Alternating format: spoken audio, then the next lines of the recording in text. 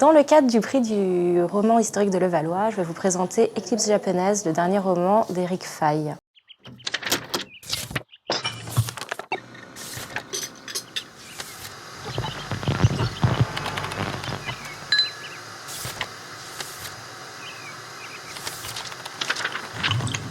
Le principal des faits se passe à la fin des années 70, donc période pendant laquelle un certain nombre de disparitions mystérieuses ont eu lieu sur les côtes japonaises.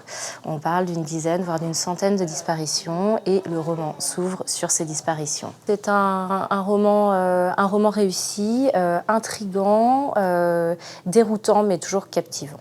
Le lecteur est embarqué par ces énumérations de personnes disparues jusqu'au moment où on trouve un lien et un personnage apparaît, se fait arrêter, c'est une espionne, un agent secret nord-coréen qui s'avère parler parfaitement japonais, connaître extrêmement bien les us et coutumes du Japon. Et le lecteur commence à comprendre le lien entre les deux histoires et comprend que le régime nord-coréen enlève ces personnes pour en faire des professeurs pour leurs futurs agents secrets. Tout au long du roman, on va suivre 4 personnages, dont 2 japonaises qui ont été enlevées très jeunes, un archéologue japonais et un GI américain.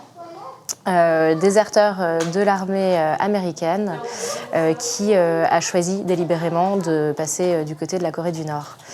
Voilà, donc on va être plongé dans la vie de ces personnages, pour certains d'entre eux sur une période d'une trentaine d'années, et on va suivre en fait leur vie en Corée du Nord qui leur échappe complètement. Le style littéraire de ce roman est original, assez factuel, parfois presque journalistique.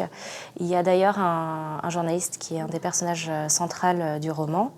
Et en fait, Éric Faye nous plonge totalement dans une espèce de huis clos coréen, nord-coréen, où on sent une ambiance pesante et